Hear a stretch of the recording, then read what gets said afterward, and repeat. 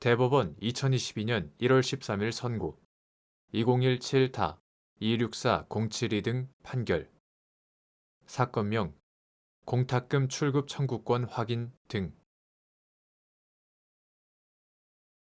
채무자가 자금난으로 사업을 계속 추진하기 어려운 상황에서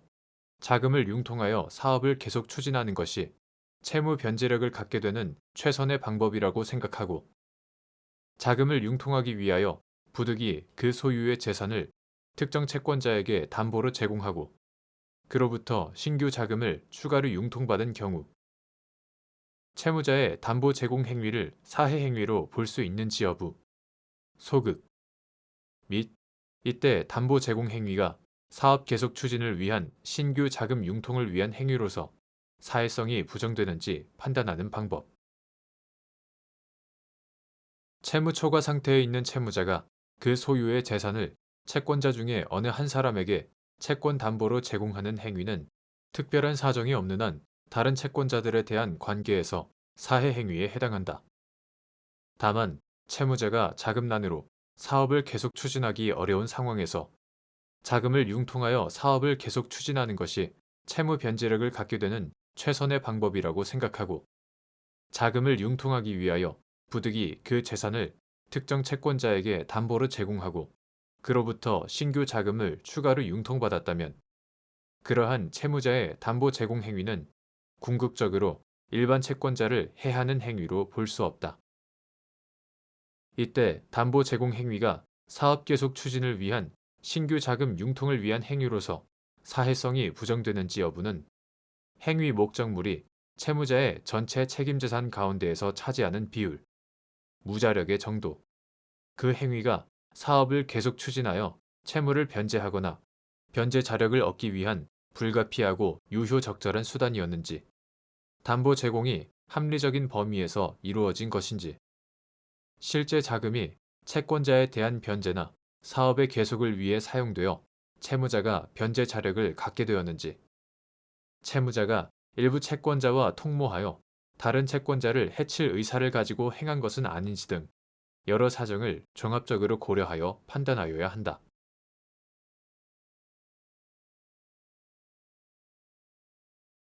대법원 2022년 1월 13일 선고 2019-220-618 판결 사건명 부당이득금 당사자가 소송 계속 중에 수감되었으나 법원이 판결 정본을 민사소송법 제182조에 따라 교도소장 등에게 송달하지 않고 당사자 주소 등의 공시송달 방법으로 송달한 경우 송달의 효력이 있는지 여부, 적극. 이 경우 수감된 당사자가 책임을 질 수 없는 사유로 불변 기간을 준수할 수 없었던 때에 해당하여 그 사유가 없어진 후 2주일 내에 추후한 상소를 할 수 있는지 여부, 원칙적 적극.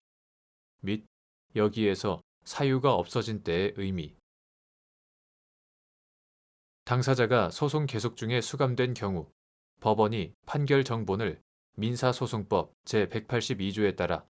교도소장 등에게 송달하지 않고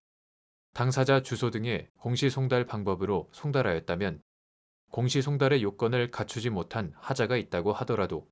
재판장의 명령에 따라 공시송달을 한 이상 송달의 효력은 있다. 수감된 당사자는 민사소송법 제185조에서 정한 송달 장소 변경의 신고 의무를 부담하지 않고 요건을 갖추지 못한 공시송달로 상소기간을 지키지 못하게 되었으므로 특별한 사정이 없는 한 과실 없이 판결의 송달을 알지 못한 것이고 이러한 경우 책임을 질 수 없는 사유로 불변 기간을 준수할 수 없었던 때에 해당하여 그 사유가 없어진 후 2주일 내에 추후한 상소를 할 수 있다. 여기에서 사유가 없어진 때란 당사자나 소송 대리인의 판결이 있었고 판결이 공시송달 방법으로 송달된 사실을 안 때를 가리킨다. 통상의 경우에는 당사자나 소송 대리인이 사건 기록을 열람하거나 새로 판결 정본을 영수한 때에 비로소 판결이 공시송달 방법으로 송달된 사실을 알게 되었다고 보아야 한다.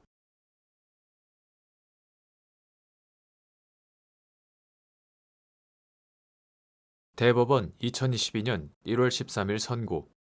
2019-272-855 판결 사건명 손해배상 기 1. 채권 양도에 따른 채권의 귀속주체 변경의 효과가 발생하는 시점 채권 양도에 따른 처분 행위 시 및 지명채권 양수인이 양도되는 채권의 채무자인 경우 채권 양도에 따른 처분 행위 시 채권이 혼동에 의하여 소멸하는지 여부 적극 채권 양도는 양도인과 양수인 사이에 채권을 동일성을 유지하면서 전자로부터 후자에게로 이전시킬 것을 목적으로 하는 계약을 말한다. 채권 양도에 의하여 채권은 동일성을 잃지 않고 양도인으로부터 양수인에게 이전되는데 이는 채권 양도의 대항 요건을 갖추지 못하였다고 하더라도 마찬가지이다. 이와 같은 채권의 귀속주체 변경의 효과는 원칙적으로 채권 양도에 따른 처분 행위 시 발생하는 바 지명채권 양수인이 양도되는 채권의 채무자인 경우에는 채권 양도에 따른 처분 행위 시 채권과 채무가 동일한 주체에 귀속한 때에 해당하므로 민법 제507조 본문에 따라 채권이 혼동에 의하여 소멸한다. 2. 지명채권 양수인이 양도되는 채권의 채무자에서 양도된 채권이 혼동에 의하여 소멸한 후 채권에 관한 압류 또는 가압류 결정이 제3채무자에게 송달된 경우 채권 압류 또는 가압류 결정의 효력, 무효 및 이때 압류 또는 가압류 채권자가 민법 제450조 제2항에서 정한 제3자에 해당하는지 여부 소극 민법 제450조 제2항에서 정한 지명채권 양도의 제3자에 대한 대항 요건은 양도된 채권이 존속하는 동안에 그 채권에 관하여 양수인의 지위와 양립할 수 없는 법률상의 지위를 취득한 제3자가 있는 경우에 적용된다. 따라서 지명채권 양수인이 양도되는 채권의 채무자에서 양도된 채권이 민법 제507조 본문에 따라 혼동에 의하여 소멸한 경우에는 후에 채권에 관한 압류 또는 가압류 결정이 제3채무자에게 송달되더라도 채권 압류 또는 가압류 결정은 존재하지 아니하는 채권에 대한 것으로서 무효이고 압류 또는 가압류 채권자는 민법 제450조 제2항에서 정한 제3자에 해당하지 아니한다.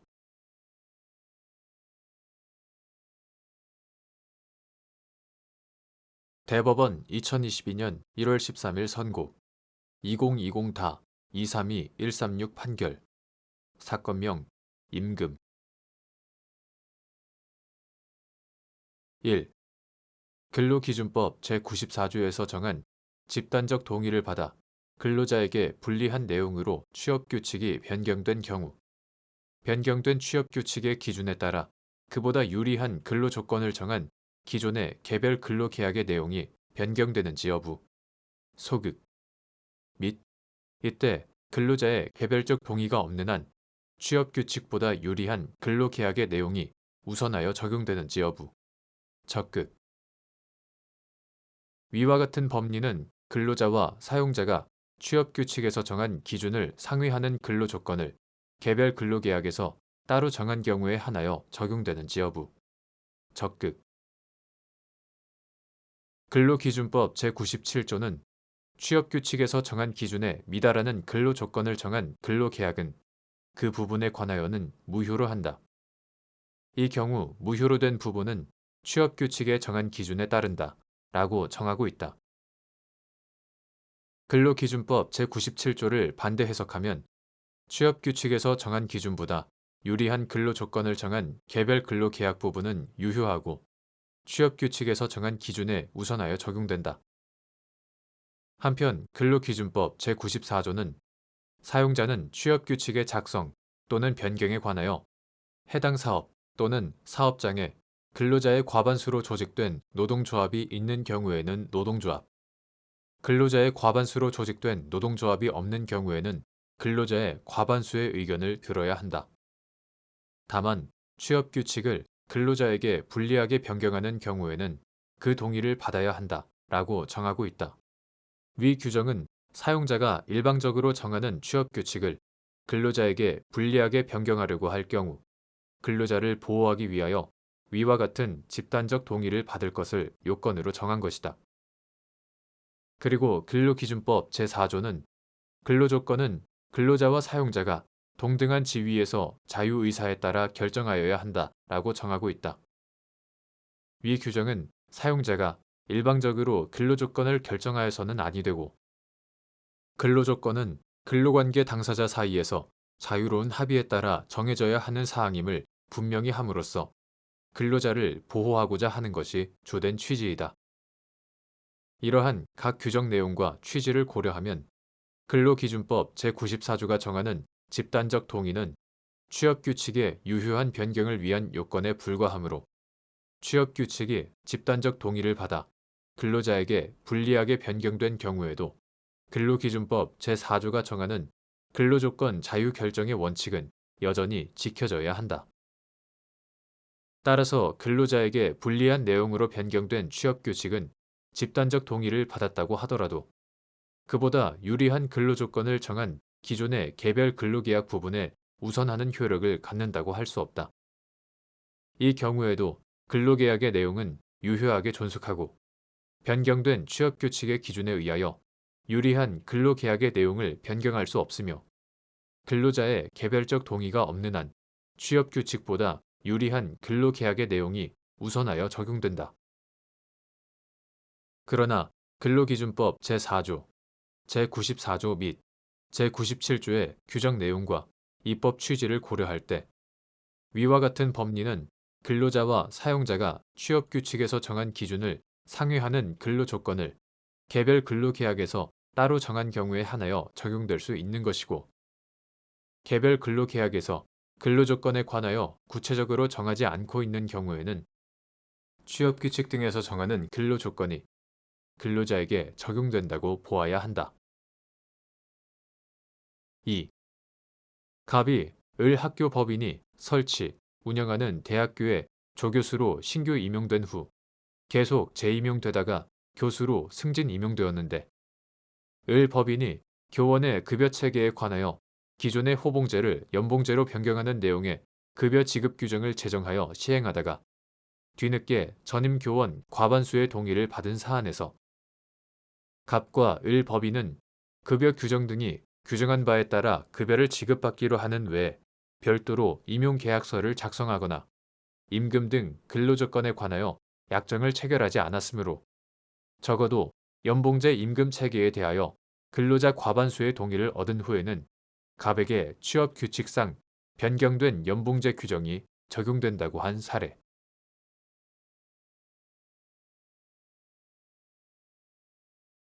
대법원 2022년 1월 13일 선고 2020다 278156 판결 사건명 주차권 존재 확인 등의 소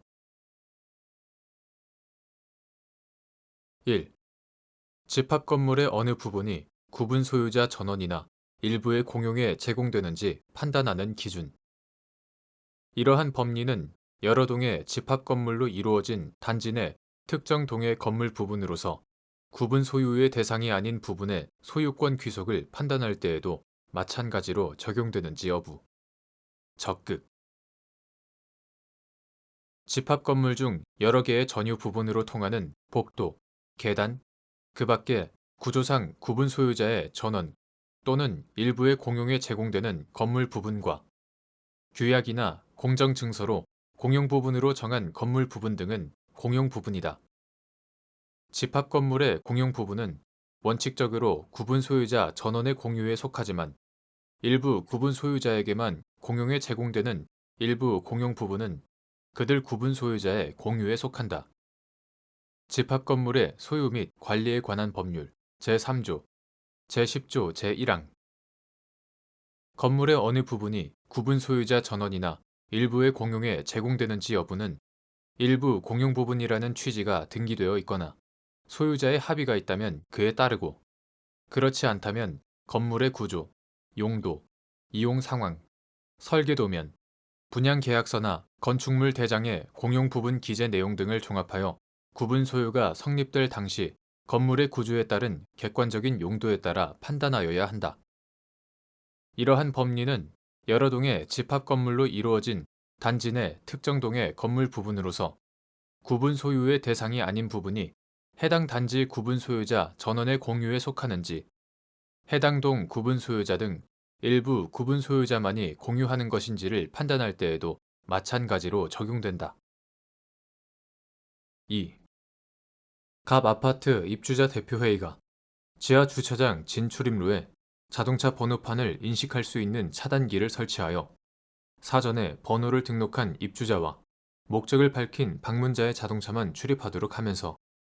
상가에 입점한 상인이나 고객 등의 자동차 출입은 제한하자 상가 구분 소유자 을 등이 갑 아파트 입주자 대표회의를 상대로 지하 주차장 이용 방해 행위 금지 등을 고한 사안에서 지하 주차장이 아파트 구분 소유자만의 공용에 제공되는 일부 공용 부분이라고 보아 을 등의 청구를 배척한 원심 판결이 정당하다고 한 사례.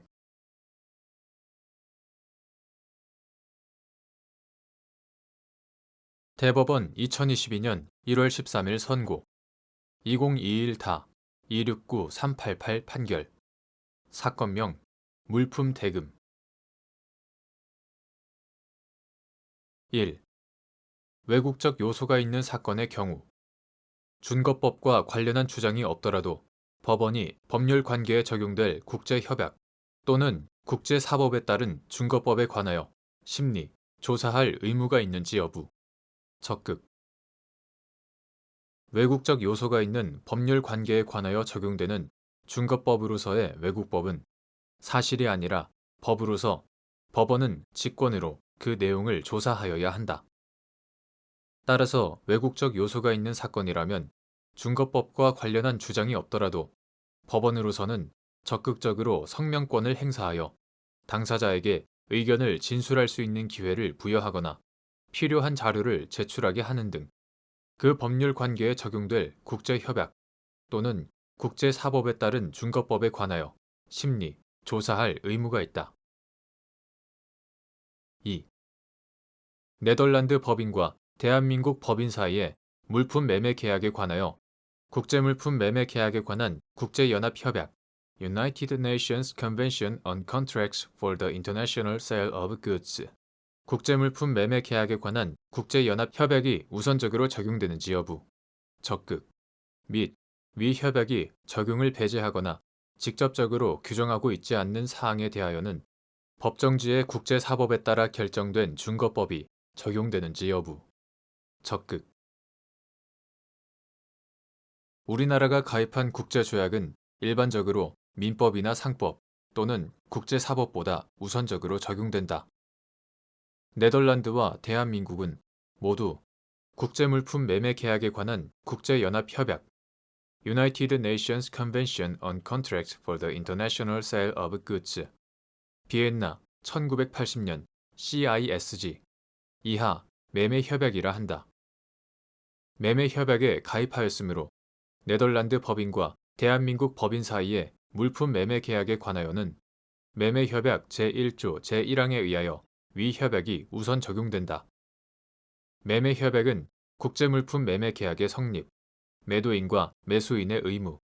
위험의 이전 및 손해배상 범위 등에 관하여 규율하고 있으나 제조물 책임에 관하여는 그 적용을 배제하고 있으며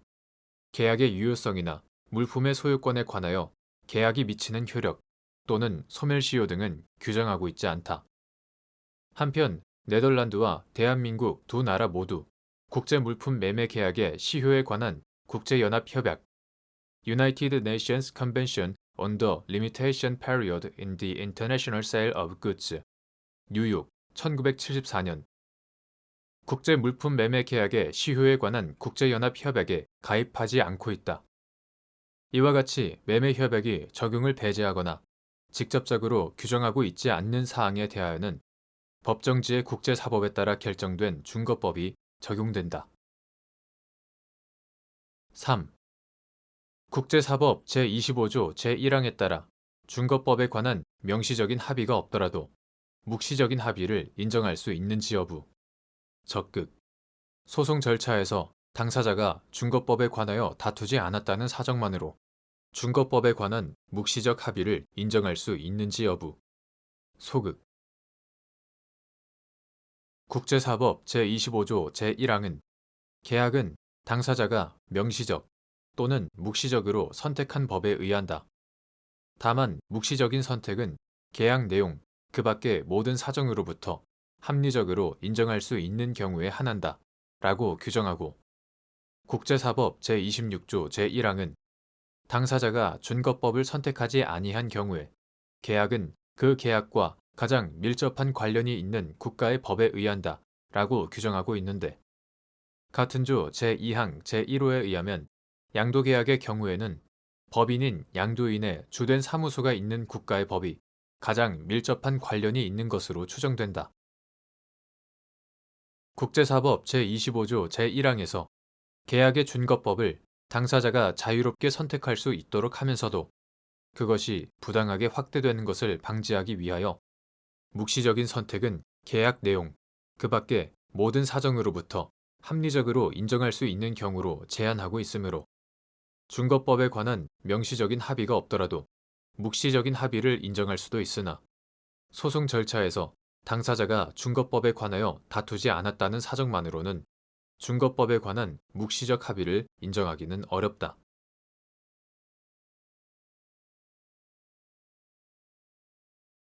대법원 2022년 1월 13일 선고 2021 타 269-562 판결. 사건명 소유권 이전 등기. 1. 구임대주택법 제21조 제1항 제4호에서 정한 분양 전환 당시까지 거주한 무주택자인 임차인의 의미. 구임대주택법 2015년 8월 28일 법률 제134995 민간 임대주택에 관한 특별법으로 전부 개정되기 전의 것. 구임대주택법은 임대주택의 건설을 촉진하고 국민의 주거 생활을 안정시키는 것을 목적으로 제1조 임대주택의 임차인의 자격, 선정 방법, 임대보증금, 임대료 등 임대 조건에 관한 기준을 정하는 한편 제20조 제1항 특별한 경우를 제외하고는 임대주택의 임차인은 임차권을 다른 사람에게 양도하거나 임대주택을 다른 사람에게 전대할 수 없다고 규정하며 제19조 거짓이나 그 밖의 부정한 방법으로 임대주택을 임대받은 자나 법에 위반하여 임대주택의 임차권을 양도하거나 임대주택을 전대한 자를 형사처벌하도록 규정하고 있다. 제41조 제4항 제1호 제5호 이와 같은 구임대주택법의 입법 취지, 규정 내용과 형식 등에 비추어 볼 때 구임대주택법 제21조 제1항 제4호에 규정된 분양 전환 당시까지 거주한 무주택자인 임차인이란 해당 임대주택을 유일하고도 단일한 거주지로 하여 임대차 계약기간 개시일 무렵부터 분양 전환 당시까지 임차인 본인이 직접 거주하거나 당초 임차인과 동거하던 세대 구성원 일부가 그 기간 동안 계속 거주하는 경우에 그 임차인을 의미한다. 2. 자유심증주의의 한계. 민사소송법 제202조가 증거법칙으로 선언하고 있는 자유심증주의는 형식적, 법률적인 증거규칙으로부터의 해방을 뜻할 뿐 법관의 자의적 판단을 용인한다는 것이 아니므로 적법한 증거조사 절차를 거친 증거 능력 있는 적법한 증거에 의하여 사회 정의와 형평의 이념에 입각하여 논리와 경험의 법칙에 따라 사실 주장의 진실 여부를 판단하여야 할 것이며, 비록 사실의 인정이 사실심의 전권에 속한다고 하더라도 이와 같은 제약에서 벗어날 수 없다. 3. 갑 주식회사와 공공건설 임대주택인 아파트에 관한 임대차 계약을 체결한 을이 임대차 계약 및 구임대주택법 제21조 제1항 제4호에서 우선 분양 전환 자격이 있는 경우로 정한 분양 전환 당시까지 거주한 무주택자인 임차인에 해당하는지 문제된 사안에서 을이 분양 전환 당시까지 위 아파트에 실제로 거주하여 왔는지 등에 관하여 상당한 의문이 제기되는 여러 사정이 있는데도 그러한 사정에 관하여 추가로 필요한 심리를 진행하지 않고 을이 분양전환 당시까지 거주한 무주택자인 임차인에 해당한다고 본 원심 판단에는 자유심증주의 위반 등의 잘못이 있다고 한 사례.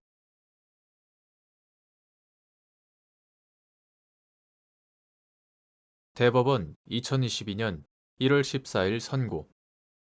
2018다 295103 판결 사건명 사해행위 취소 1. 채무 초과 상태의 채무자가 그의 재산을 특정 채권자에게 대물 변제나 담보조로 제공한 경우 사해행위에 해당하는지 여부 원칙적 적극 및 이는 대물 변제나 담보조로 제공된 재산이 채무자의 유일한 재산이 아니거나 그 가치가 채권에게 미달하는 경우라도 마찬가지인지 여부 적극 채무자의 재산이 채무자의 전부를 변제하기에 부족한 경우에 채무자가 그의 재산을 어느 특정 채권자에게 대물 변제나 담보조로 제공하였다면 특별한 사정이 없는 한 이는 곧 다른 채권자의 이익을 해하는 것으로서 다른 채권자들에 대한 관계에서 사해 행위가 되는 것이고 위와 같이 대물 변제나 담보조로 제공된 재산이 채무자의 유일한 재산이 아니라거나 그 가치가 채권에게 미달한다고 하여도 마찬가지이다. 2. 자금난에 처한 채무자가 자금을 융통하여 사업을 계속 추진하는 것이 채무 변제력을 갖게 되는 최선의 방법이라고 생각하고 특정 채권자에게 담보를 제공하여 신규 자금을 추가로 융통받은 경우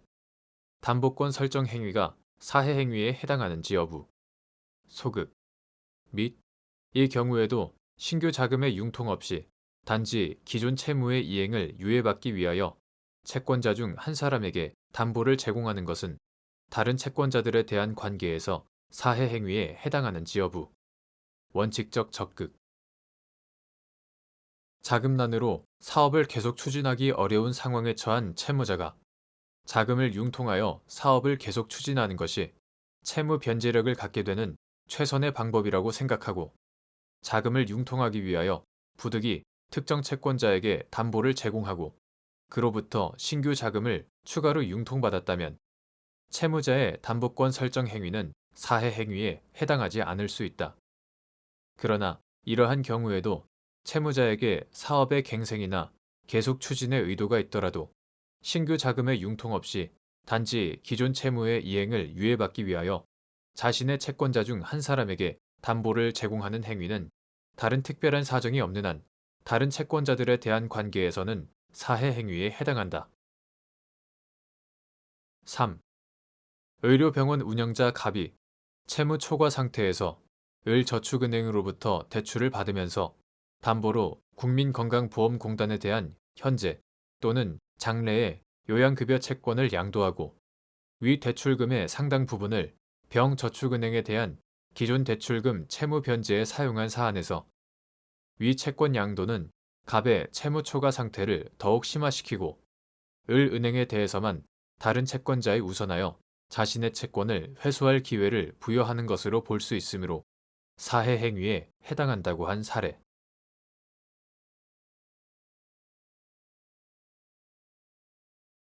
대법원 2022년 1월 14일 선고 2019다 282197 판결 사건명 손해배상 국 1.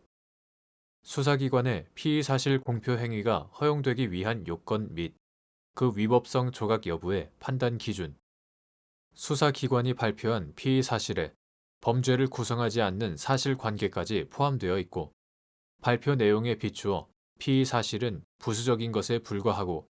범죄를 구성하지 않는 사실관계가 주된 것인 경우 피의사실 공표 행위가 위법하다고 보아야 하는지 여부 적극 수사기관의 피의사실 공표 행위는 공권력에 의한 수사 결과를 바탕으로 한 것으로 국민들에게 그 내용이 진실이라는 강한 신뢰를 부여함은 물론 그로 인하여 피의자나 피해자 나아가 주변 인물들에 대하여 큰 피해를 가할 수도 있다는 점을 고려할 때 수사기관의 발표는 원칙적으로 일반 국민들의 정당한 관심의 대상이 되는 사항에 관하여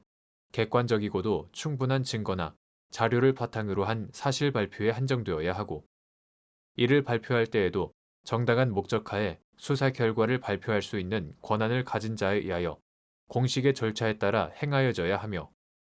무죄 추정의 원칙에 반하여 유죄를 속단하게 할 우려가 있는 표현이나 추측 또는 예단을 불러일으킬 우려가 있는 표현을 피하는 등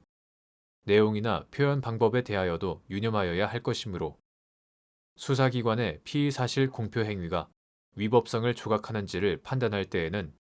공표 목적의 공익성과 공표 내용의 공공성, 공표의 필요성,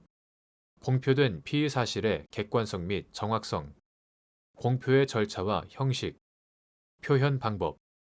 피의사실의 공표로 침해되는 이익의 성질, 내용 등을 종합적으로 참작하여야 한다.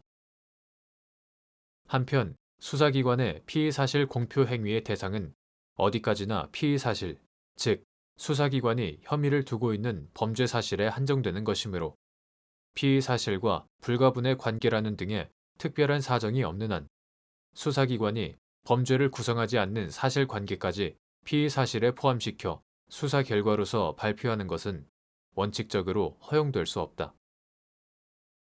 따라서 수사기관이 발표한 피의사실에 범죄를 구성하지 않는 사실관계까지 포함되어 있고, 발표 내용에 비추어 볼 때 피의사실은 부수적인 것에 불과하고 오히려 범죄를 구성하지 않는 사실관계가 주된 것인 경우에는 그러한 피의사실 공표 행위는 위법하다고 보아야 한다.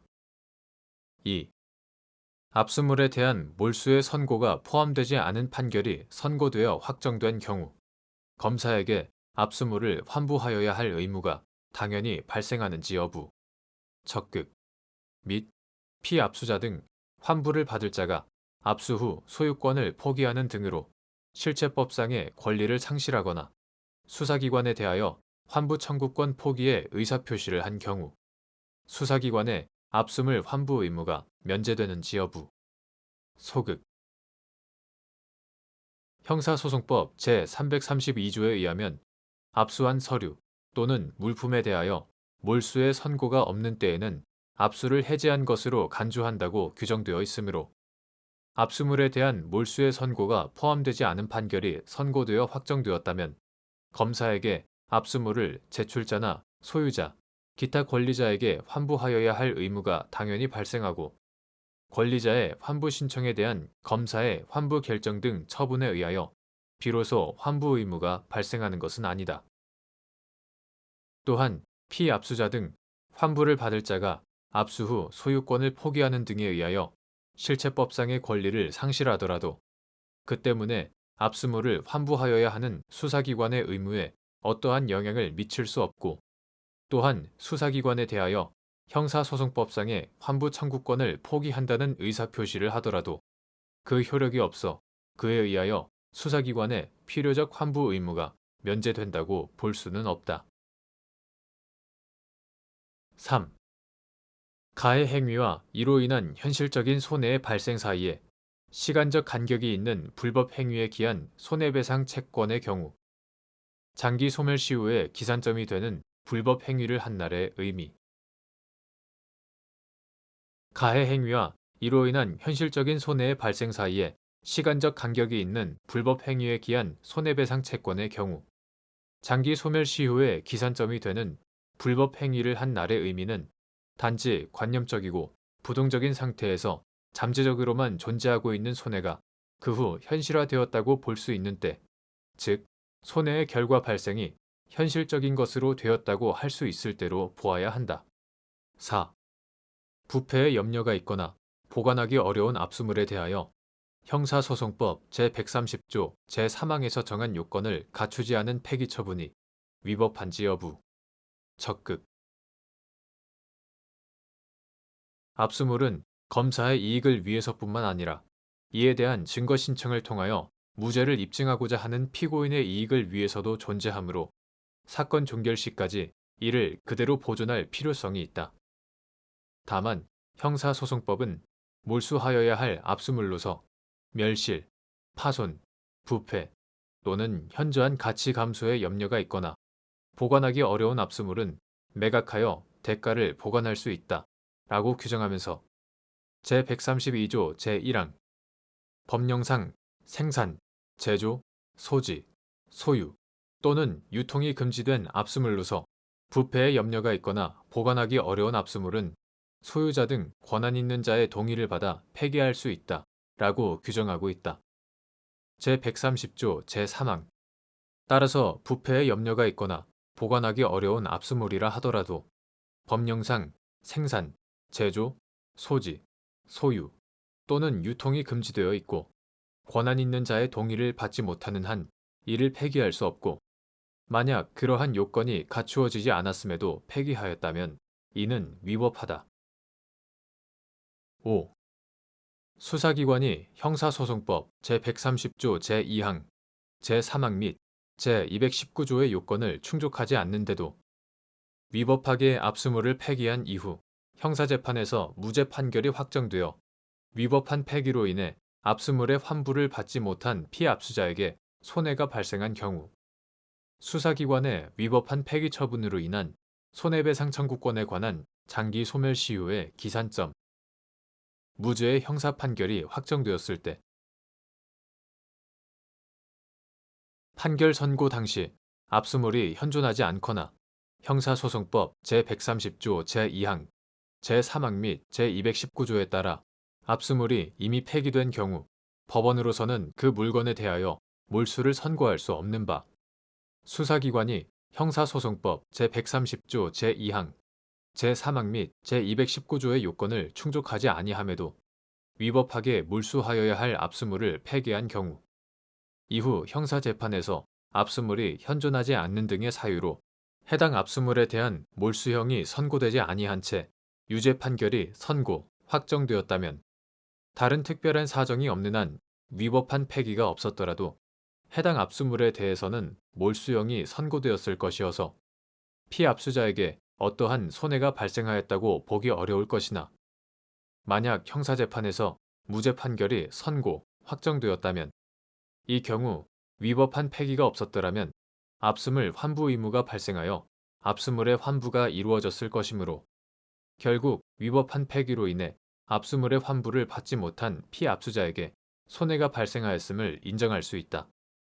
결국 수사기관의 위법한 폐기 처분으로 인한 피압수자의 손해는 형사재판 결과가 확정되기 전까지는 관념적이고 부동적인 상태에서 잠재적으로만 존재하고 있을 뿐 아직 현실화되었다고 볼 수 없으므로 수사기관의 위법한 폐기 처분으로 인한 손해배상 청구권에 관한 장기 소멸시효의 기산점은 위법한 폐기 처분이 이루어진 시점이 아니라 무죄의 형사 판결이 확정되었을 때로 봄이 타당하다.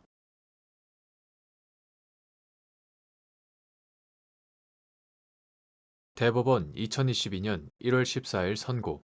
2021다 271-183 판결 사건명 부당이득금 반환 1. 제3자를 위한 계약의 의미 및 이에 해당하는지 판단하는 방법 계약은 일반적으로 그 효력을 당사자 사이에서만 발생시킬 의사로 체결되지만 제3자를 위한 계약은 당사자가 자기들 명의로 체결한 계약으로 제3자로 하여금 직접 계약 당사자의 일방에 대하여 권리를 취득하게 하는 것을 목적으로 하는 계약이다. 어떤 계약이 제3자를 위한 계약에 해당하는지는 당사자의 의사가 그 계약으로 제3자에게 직접 권리를 취득하게 하려는 것인지에 관한 의사 해석의 문제로서 계약 체결의 목적, 당사자가 한 행위의 성질, 계약으로 당사자 사이 또는 당사자와 제3자 사이에 생기는 이해득실, 거래 관행, 제3자를 위한 계약 제도가 갖는 사회적 기능 등을 종합하여 계약 당사자의 의사를 합리적으로 해석하여 판단해야 한다. 2. 제3자를 위한 계약의 당사자가 제3자의 권리를 임의로 변경, 소멸시키는 행위를 한 경우 제3자에 대하여 효력이 있는지 여부 소극 제3자를 위한 계약에서 제3자가 민법 제539조 제2항에 따라 수익의 의사표시를 함으로써 제3자에게 권리가 확정적으로 귀속된 경우에는 요약자와 낙약자의 합의에 의하여 제3자의 권리를 변경, 소멸시킬 수 있음을 미리 유보하였거나 제3자의 동의가 있는 경우가 아니면 계약의 당사자인 요약자와 낙약자는 제3자의 권리를 변경, 소멸시키지 못하고 민법 제541조 만일 계약의 당사자가 제3자의 권리를 임의로 변경, 소멸시키는 행위를 한 경우 이는 제3자에 대하여 효력이 없다. 3. 갑이 을사회복지법인과 노인복지시설 입소계약을 체결하면서 입소자의 사망으로 입소계약이 종료하는 경우에 반환금 수취인으로 자신의 장남인 병을 지정하였고 병이 위 계약서에 반환금 수취인 란에 기명 날인하였는데 그 후 갑이 사망하여 을 법인이 병에게 반환금을 지급하자 갑의 다른 자녀들인 정 등이 병을 상대로 부당이득 반환을 구한 사안에서 위 계약은 갑과 을 법인이 병에게 갑의 사망 후 반환금을 반환하기로 정한 제3자를 위한 계약이고 병이 위 계약서에 기명 날인을 하여 수익의 의사표시를 하였으므로 병은 위 계약에 따른 수익자의 지위에서 반환금의 지급을 구할 수 있는 권리를 취득하고 이는 상속재산이 아니라 병의 고유재산이라고 한 사례.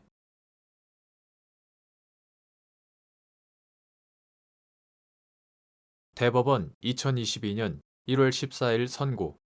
2021다 272346 판결 사건명 손해배상 기 상가건물 임대차 보호법 제10조의 4 제2항 제3호에서 정한 임대차 목적물인 상가 건물을 1년 6개월 이상 영리 목적으로 사용하지 아니한 경우의 의미 및 종전 소유자인 임대인이 임대차 종료 후 상가 건물을 영리 목적으로 사용하지 아니한 기간이 1년 6개월에 미치지 못하는 사이에 상가 건물의 소유권이 변동된 경우 위 조항에 따른 정당한 사유를 인정하기 위한 요건 상가 건물 임대차 보호법 제10조의 4 제2항 제3호에서 정하는 임대차 목적물인 상가 건물을 1년 6개월 이상 영리 목적으로 사용하지 아니한 경우는 임대인이 임대차 종료 후 임대차 목적물인 상가 건물을 1년 6개월 이상 영리 목적으로 사용하지 아니하는 경우를 말하고 위 조항에 따른 정당한 사유가 있다고 하기 위해서는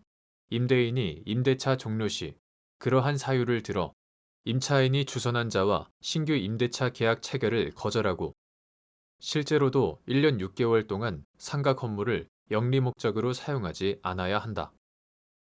이때 종전 소유자인 임대인이 임대차 종료 후 상가 건물을 영리 목적으로 사용하지 아니한 기간이 1년 6개월에 미치지 못하는 사이에 상가 건물의 소유권이 변동되었더라도